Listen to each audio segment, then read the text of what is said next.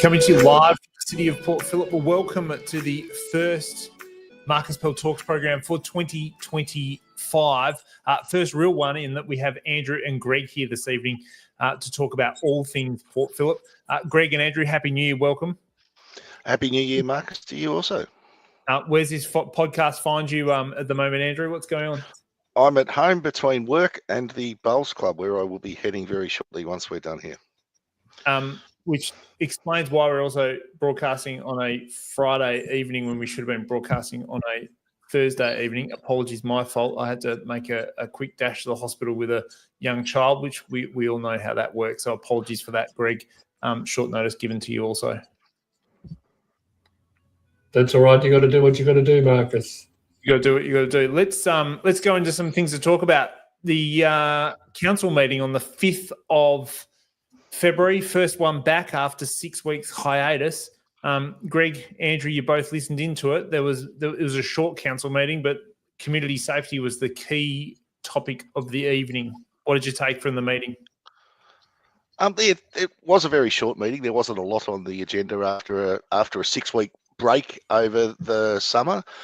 Some councils looked a little stressed and tired, which is probably not what you would expect for the first meeting back after a summer break. You could clearly see that the community safety feedback was impacting on councillors and I should say staff as well, because that was the main topic of discussion at the meeting, and you could see it was having a bit of impact on them.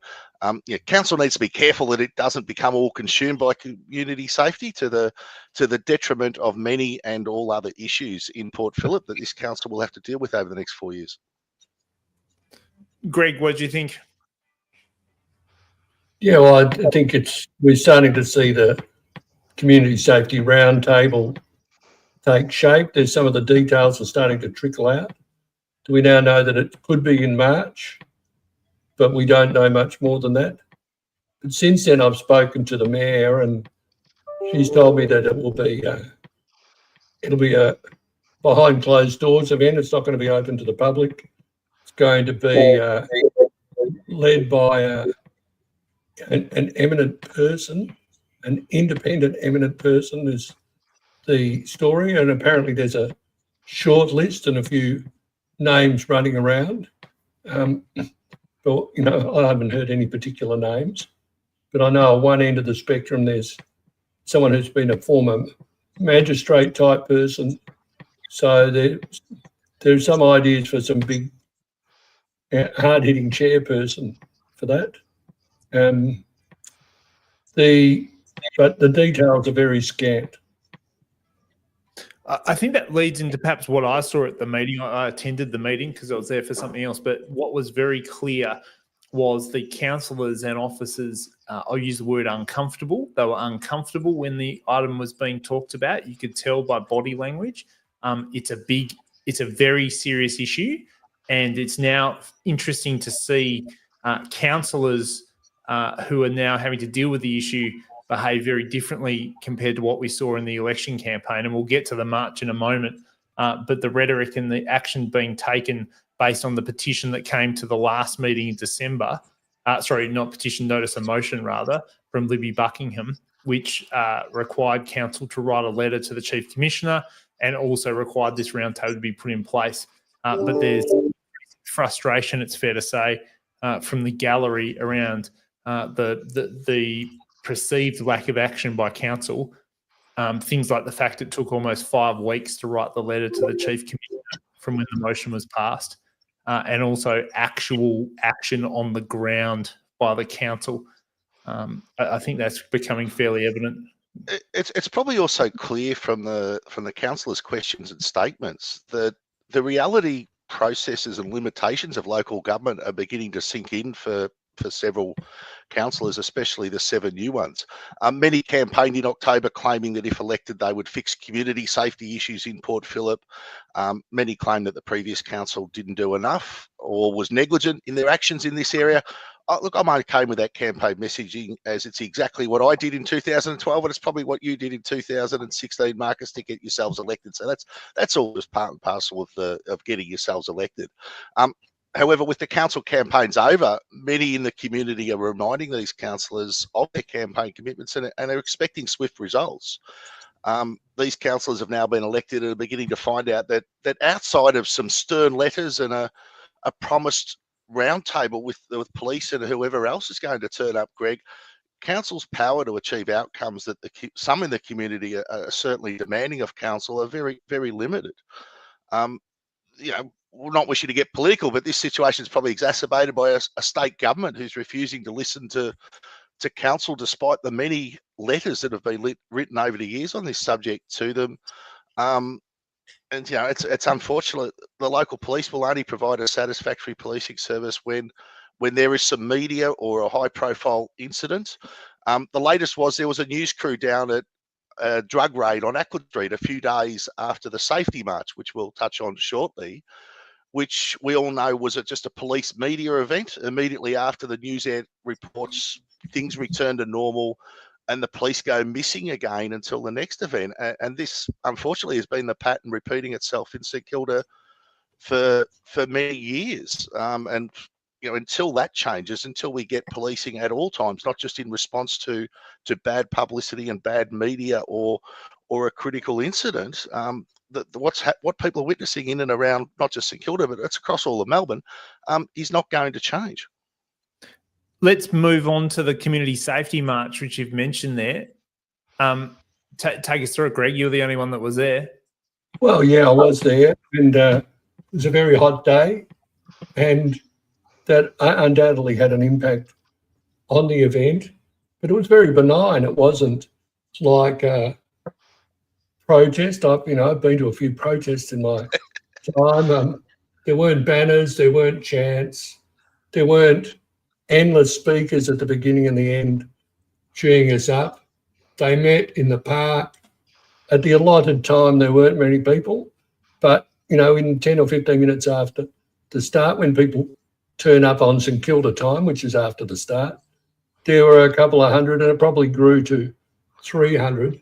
And then they walked very politely down the street and then on the tram tracks down to Ackland Plaza, where, it was very hard for them to even get a chant going. It wasn't that sort of thing. And then at the Ackland Plaza, they milled around for 10 to 15 minutes and heard a couple of impromptu speeches. So there weren't speeches from any politicians, or the Liberals that were there were the only politicians I cited. They didn't offer themselves up to speak. They were being pretty low key. But the takeaway I took was there were no councillors there. And I followed that up in Twisk, and in case I was wrong, because I can't see everybody there. And there were none. None of the 9 councillors came.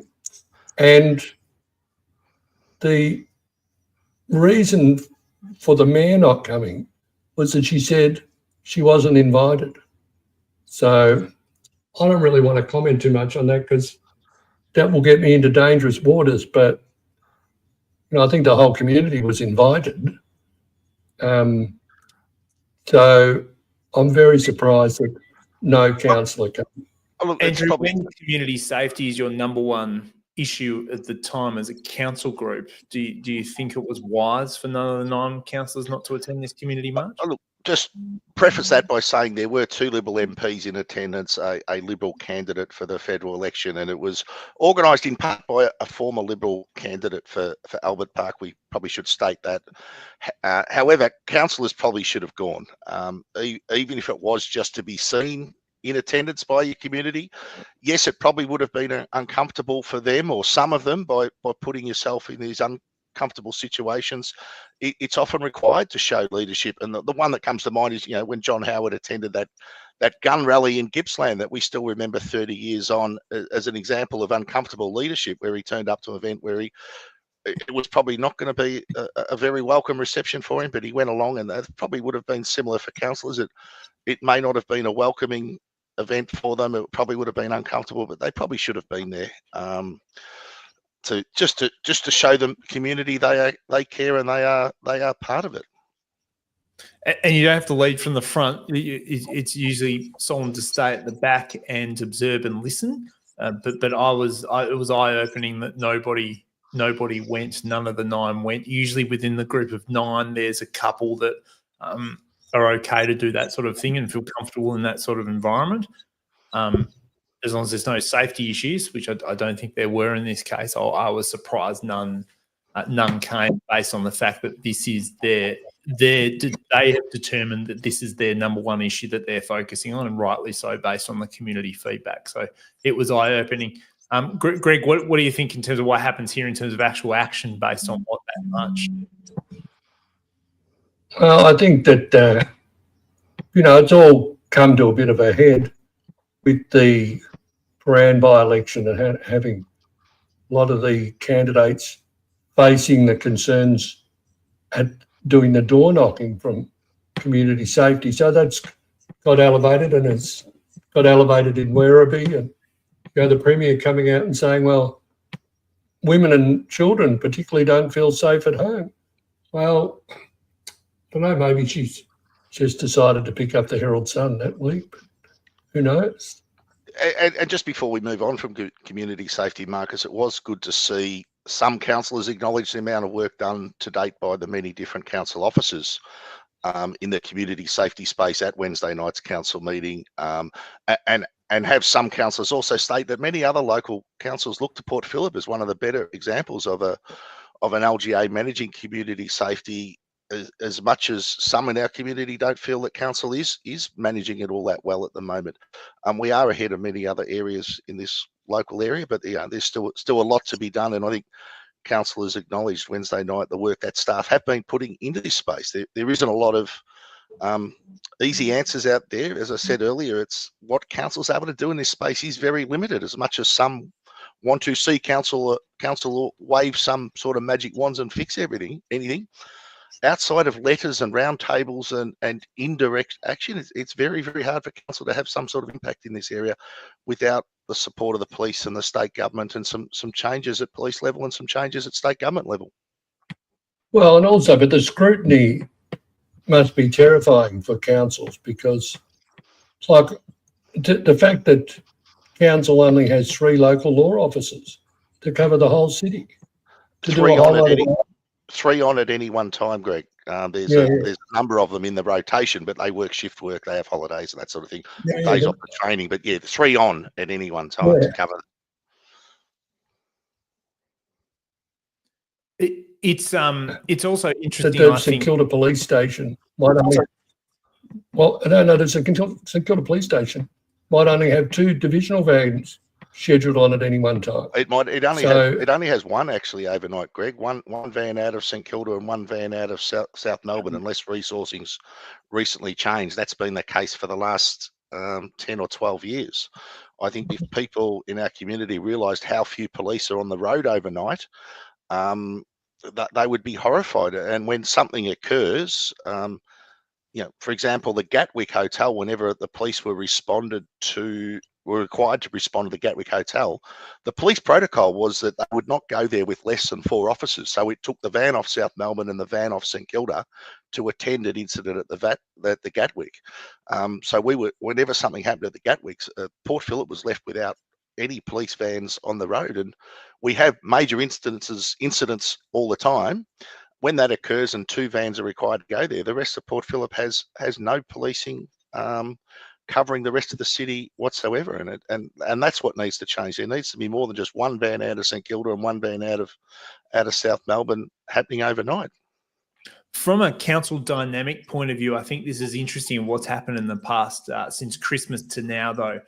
Last year, you saw a council patting themselves on the back and happy with the motion that they'd passed, and they'd be able to show a united front, which I'd be surprised if they weren't able to do that after two months in power, so to speak. But what we're now seeing is some frustration and division, and you could see that on Wednesday night. And if this council is nervous about their ability to impact crime and safety, imagine what the state government's feeling at the moment, because a number of councillors indicated that they're feeling the heat from the community and they're frustrated that not able to do more about the problem. But one part of the division, I think, is coming from the time it took to write the letter, the time it's taken to get the roundtable in place. A December motion for a March roundtable seems a very long period of time on an action that's an issue that's their number one. And then finally, the background talk about changing the local law and no motion coming to council. So there seems to be a lot of posturing about people wanting to change the local law and strengthen the local law for move-on powers, etc. It takes a lot of effort and resources to do that, and still we haven't seen a notice of motion or anything come up yet. And I think that is starting to show some cracks in the unity ticket on council very early on. It'll be interesting to see what happens with those in the next few months. Yeah, I think, Marcus, you're probably going to see a motion to change the local law come in the next weeks or months. But I think the process for changing the local law has been explained to the new councillors. It's not just a matter of put up a motion and they vote on it and the following day it changes. There's a statutory requirement under the Local Government Act for council to consult on any changes to its local law. This requires a motion to go up on what you're going to change. It requires an extensive consultation with the community, which can take many months to occur. It requires to come back to council. It's got to be gazetted by the state government for this to occur. And this process, when it was explained to councillors, there's clearly some sort of feedback provided to the community, which resulted in someone saying, well, officers have said that the councillors are not allowed to put up a motion to change the local law. That wasn't what officers told them. They told them this is the process, and because it wasn't an immediate change, whether I'm not sure whether it was intentional or a misrepresentation of a conversation, or the councillor in question misspoke. However, it was a good reminder in the early term of these councillors that councillors need to be clear and careful in their communication with some in the community, as some in the community will hear what they want to hear or twist the councillors' words and to suit their narrative. But we saw Wednesday afternoon the mayor put out a statement to correct some information that was put out that wasn't accurate. And it's probably great that these councillors have learnt that lesson early on, and that they do need to be very clear and concise, and make sure that they do not give information that's incorrect to the community, whether that's what occurred in this case or someone heard what they wanted to hear. Greg closes off on this one. Well, watch this space. I think that the round table will be phenomenal. So, behind closed doors, a fearless and frank discussion they want to have. Let's put a bug in the room. That'll be exciting. It will be interesting to see what actually comes out of it in terms of practical actions, because I think that's what a lot of people are waiting for. And by the time the roundtable comes and you're in March, April, May, June, the year's starting to slip by, and the problem is not getting better anywhere in Victoria, let alone on the streets of Acland Street and Fitzroy Street. This has also been a big topic in the state by-election in the seat of Prahran, particularly around Chapel Street. It's come up a lot. It has been over a number of years in the past 20 years in terms of the elections that have been done, but it's hitting fever pitch at the moment because it's getting a lot more exposure than it usually would. Greg, what's the latest on the election for Prahran? Well, the safety's definitely a big issue. All the candidates that I spoke to, which was 8 out of 11, all said that the door knocking was very strong on community safety. Now, including the Greens candidate acknowledged this, but her solutions are different to most other people's solutions. So she's still trying to draw, what she considers to be her point of difference on that topic. But I think it was nicely put by a caller on Talkback, I heard, who said, the difference is we don't feel safe during the day now. That we used to feel safe, we used to feel unsafe at night, but now it's become a daytime thing too. So there's, it's a happening thing, and it's going to affect the voters. Now, I'm not sure that it's really clear who you would vote for if you wanted a safety response.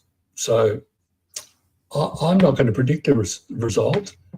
I think that I think it's on paper it's definitely good for Rachel Westaway, the Liberal, but also it could be good for Tony Lupton because he has quite a nuanced background because he's been involved in the mental health tribunals, and he's got that kind of lived experience. But I don't know whether he's had a good enough campaign to get that across. And does anyone know who he is anymore in the electorate in terms of his last round? He's been out for a long time in terms of name recognition. What are you hearing? I have spent a bit of time on the polling booths, and people, standing next to Tony, he's a lovely bloke. People were coming up to him, and I remember one conversation. Some guy came up and said, "I remember you helped me back in 2008 about some substation next to Alma Park or something." So yes, there are people out there who remember him. It is a highly mobile area, so a lot of people move in and out each 4 years, but there is still people who remember Tony from back when he was the MP, and that was clearly evident on the polling booth. A lot of people did remember him. So tell us more about what's happening on the polling booth. Look, I think Rachel Westaway, and I declare I am a Liberal Party member, and I was handing out for Rachel during the week, this week and last week. I think Rachel is a good chance to win Prahran on Saturday. My observations from the polling booth is that there's a fair bit of anger towards the state government, even though they don't have a candidate. People are walking into the polling booth expressing dissatisfaction with the state government. But also, there isn't that obvious enthusiasm for the Greens that is usually there in that part of the world in the polling booth. I've worked many booths in and around Windsor and Prahran and St Kilda East, and the Greens tends to be a lot of people enthusiastically voting Greens. That's not present this time.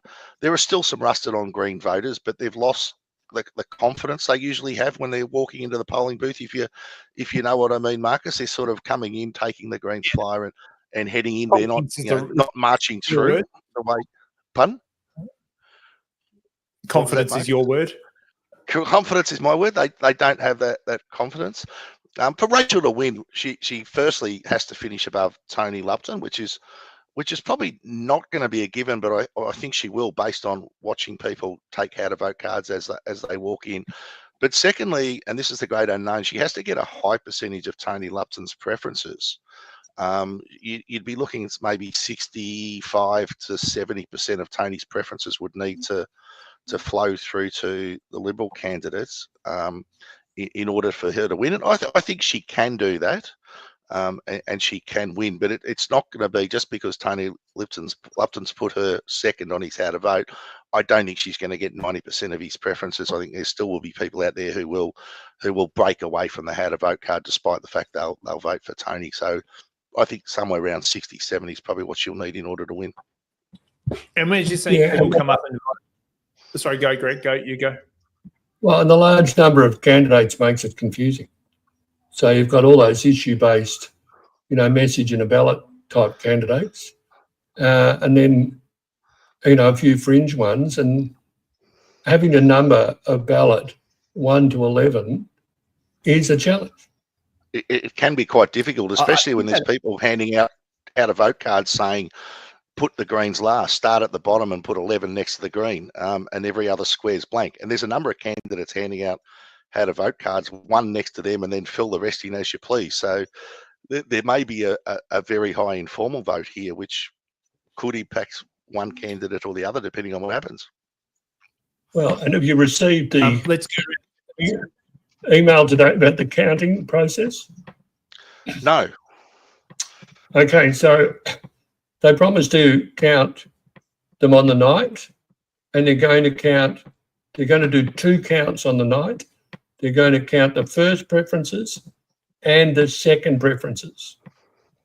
So, it's unusual for them to give that undertaking, but they're saying that they'll have a result by 11 p.m. And those that have been working on the polling booth since 7 a.m. really appreciate that outcome. Yeah. That's 16 hours after they turn up the polling booth, they get out. I'll go So one step the- further than Andrew. The Liberal Party is going to win this seat, and it's got the best chance it has since 2012. But you've got to keep in mind, Clem Newton-Brown last won this seat with a primary vote. I think we went through this in the last program, 48% thereabouts. So I think it was really 40, didn't need many- 45%, somewhere around 45, He lost 46, and he lost. Yeah. 44.8. Yeah. So it needs a Herculean primary vote. And when the by-election was called, I thought it was a 50-50 coin toss if you're lucky. But good candidate, solid campaign, consistent campaign, which is what you always want. No hiccups. The leadership issue on the Liberal Party side has been resolved, and I think that's been aired quite positively. The government's had a pretty average 4 weeks, which doesn't impact directly the Greens, but it promotes the Liberal Party because they've now, publicly got their act into gear. In terms of most people, it's no longer an issue that's being advertised, which is a good thing.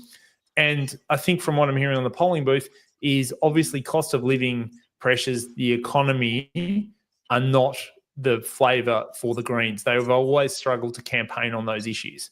So I think that the tides are heading Rachel's way, and the fact the Labor Party's not contesting the seat, and that Tony's put the Liberal Party second, albeit it's going to be, he needs a man in the booth and get those how to vote cards out. I think the Greens are very nervous, and I think Rachel will win this election, which is not perhaps the firm prediction I would have given 5 weeks ago, to say the least. But the combination of those 4 things, I think, puts her ahead, and I think she'll win tomorrow night. Happy to give that prediction, albeit I might embarrass myself. Just quickly on Werribee, just so we talk about, I think it's unfortunate that the Liberal Party didn't have its planning better in place to start getting ready for those seats in the West, where we would have had some candidates lined up for the general election in 2 years' time. I thought that work would have been more advanced. We've got a good candidate in Werribee.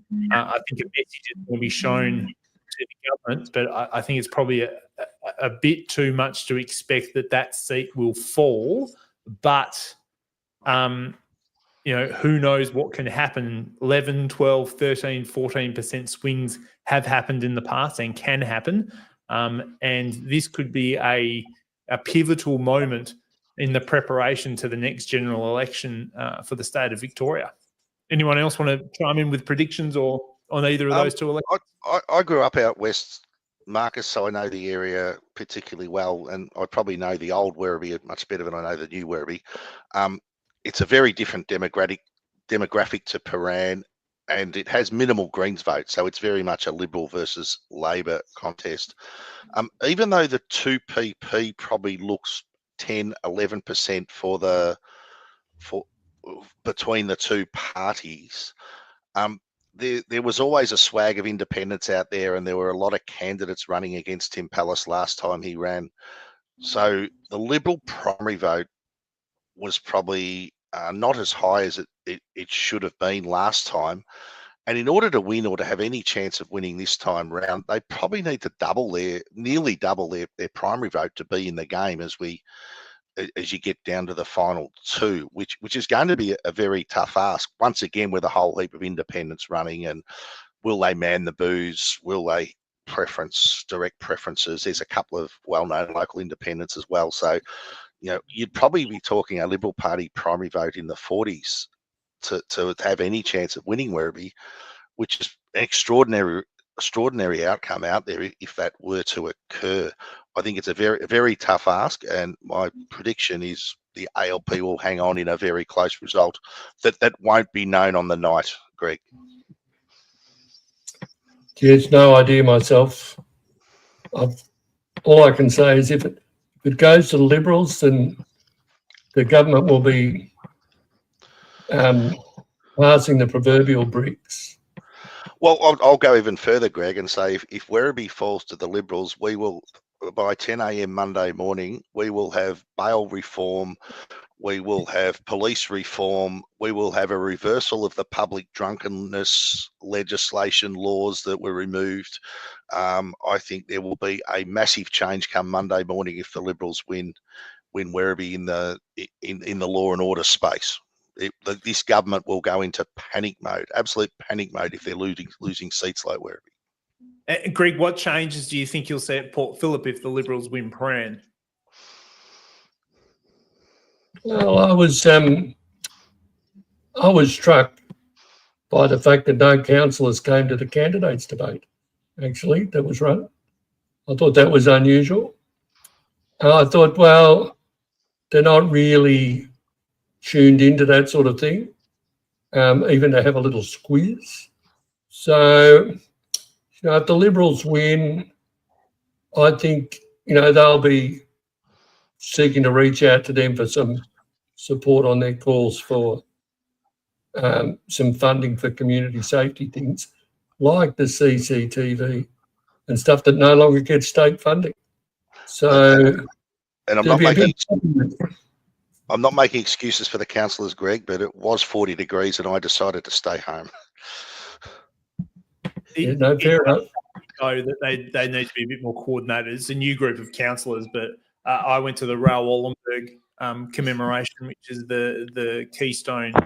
It's not a Jewish commemoration in the city of Port Phillip, but very closely aligned to obviously the Holocaust community and people around that in terms of commemorating that. And the mayor was there and did a great job of that, but no other councillors attended that also. But I went to the Albert Jacka where 6 of the 9 attended, which is a good turnout, but they don't seem as coordinated as perhaps they should be about making sure they're turning up to the events. I would have thought if a state seat in terms of those state members of parliament are key advocates for local areas, you need to make sure as a team that you've got all those bases covered, so there's at least one advocate at those public events to make sure council is represented. And I know, Marcus, we used to sit around the room and say, all right, here's the list of events on, is at least one person going to each event? And if you can't go, can you cover for me if it's in my ward or an event I probably should be at? I'm not able to get there. You'd say to another councillor, can you go in my place, just to say, well, we have someone there representing council. And that's something they'll learn that as they get further into their term and learn the role of council and what it's like to have to work together. You're not an individual on the campaign trail anymore. You're 9 councillors who need to work together and need to have some sort of cooperation. And it starts with sharing who turns up to what. It's probably one of the first and easiest steps for them to get along as a group of 9. Question is, will they learn the easy way or they learn the hard way? The community safety march was an interesting one. Greg, go ahead. And this little black duck didn't make error 101 and not invite them. So I did invite all the people whose constituents were covered in the area. Particularly the ward councillors, what response did you get? So there's 2 ward councillors. It's in predominantly in Lakeside Ward, the City of Prahran. It's in what's small bit in Alma and probably a tiny little bit in Balaclava. What answer did you get? Primarily Lakeside. No, I didn't get any response really. So, but I don't find like they knew about it. They could have come. So okay, interesting. The world's run by those that turn up, and I would also note that a number of these councillors, when they were candidates, were very happy to attend community safety debates and during the election campaign, but and any event and attend council meetings also. But the community will be waiting and watching to see their attendance record at a number of these community events. It's something to watch as the months and years go by. All right, gentlemen, predictions for 2025. We're already in February, so you've got a head start. Greg, I know how much you love giving predictions. Andrew, what's your biggest prediction for 2025 for the City of Port Phillip? St Kilda City to get promoted back up to Division 2 later on this year. You mean council-wise, Marcus? Yeah, absolutely. So I'll start the ball rolling. I think, and if we'd had this show in the first week of January, I would have said no. But I think Louise Crawford gets another term as mayor. I've heard secondhand that there's a councillor that's very confident that they've got a deal in place for them to have an option over the mayoralty or the deputy mayoralty to give them 4 votes. I've heard that secondhand, but it's on good authority. But they wouldn't go on the record for me, so it's a rumor. That's true. I haven't got it from primary information, but I trust the source that's given it to me. But watching the dynamic the other night and the energy I'm seeing from Louise, you would think she's got 4 firm votes in the room. And if you look at it on paper, I probably would have thought that the 5 votes would have shifted. I can't imagine Serge would support her in a competitive contest, given the basis that he lost to her at the last election, etc. But I think she will get another term as mayor. Does anyone have another prediction in who's going to be the second-year mayor of the City of Port Phillip? I wouldn't like to speculate at this stage. It could go anywhere. There's a long time to go, and I think there's a number of councillors learning how things work at the local government level. I know some have very previously been councillors, but over my 12 years, things are very different at the end of my term as they were at the start of my term. So I think this is probably going to be a very different experience this time around for those that have been councillors previously. With regard to the requirements of the Local Government Act, with the councillor code of conduct framework is so much tighter now than it has been previously, and we've seen no shortage of cases where arbiters have suspended councillors and requested apologies. That was almost unheard of 10 years ago when I was first a councillor. It was almost impossible to get something to occur, but we've seen it happen quite regularly now. So I think the councillors are going to be very tightly controlled and will learn very quickly that the code of conduct is there, and whether you like it or not, or whether you agree with it or not, you have to abide by it, and that's something I think they will learn over the next 12 months.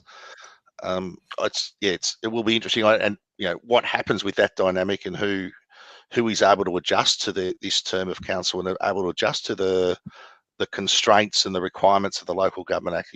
Could be a chance to be mayor, because they still will have the favour of their fellow councillors in 12 months' time. And whether that's Louise or anyone else, I wouldn't know at this point in time. The other 2 predictions I've got is that the City of Port Phillip will produce a record budget surplus this financial year on the basis of the delays that have been caused on projects, and also the understating of inflationary issues across their budget. That's one thing.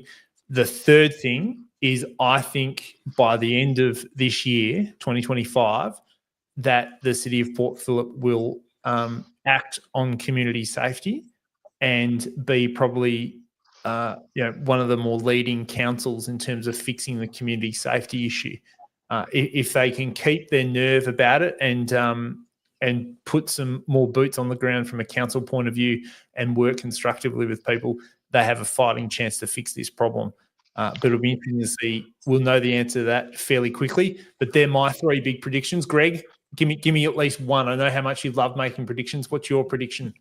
Well, I think I know some of the challenges that I'll be following. So I think it's very interesting that the Pride Centre is reducing its hours, taking out Sundays and public holidays.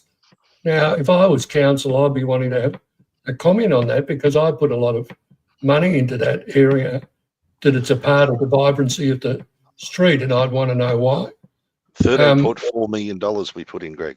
And also my eyebrows went up about the question about the participation of people in uniforms in the Pride March.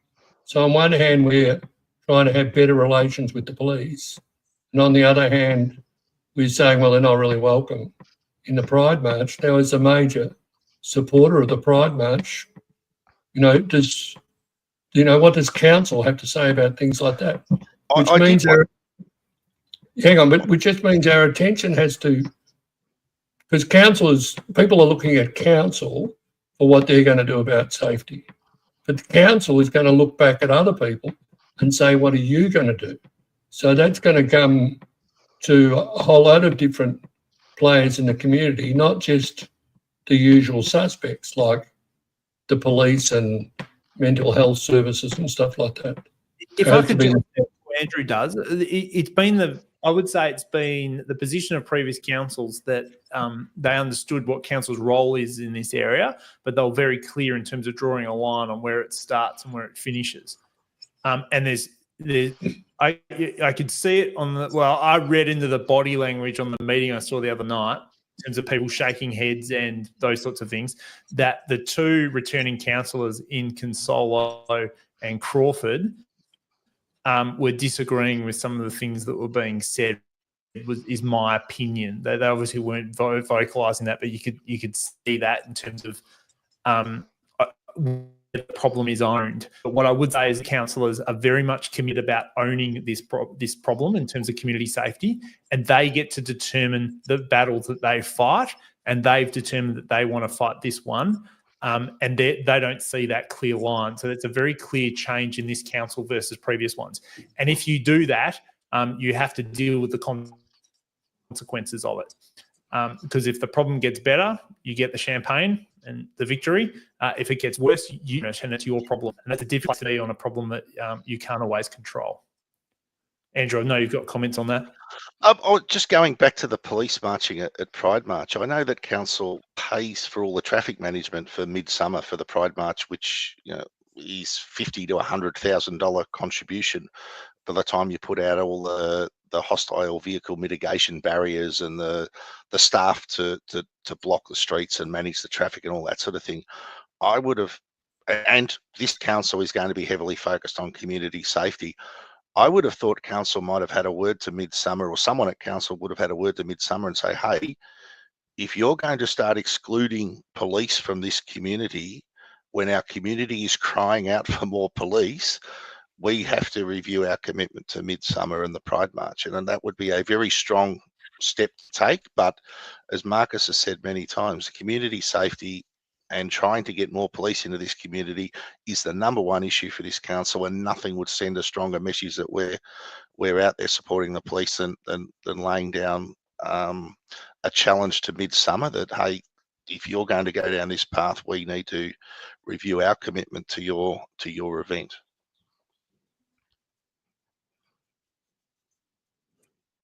Well, we'll let that one hang out Any there. more predictions, gentlemen, on what's going to happen No, in 2025?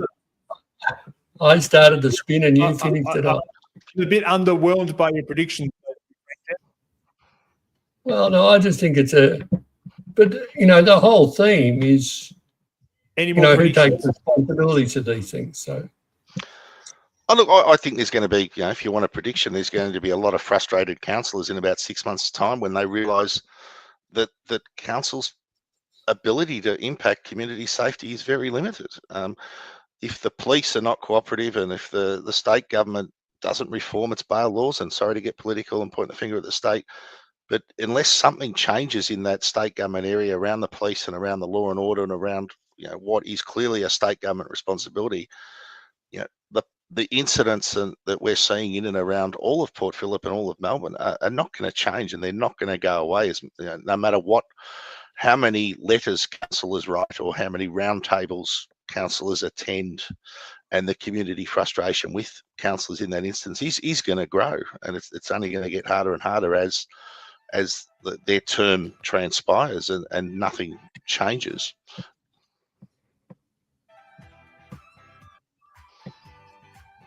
So Marcus, we're about done our time now. We've run out of prediction time. Keep in mind, if you've got any questions, you've got any comments, please send them through me, hello@marcus.com or 0478136762 is the phone number. We'll be back again in 2 weeks with another conversation about all things that are happening in Port Phillip, and perhaps in that conversation a little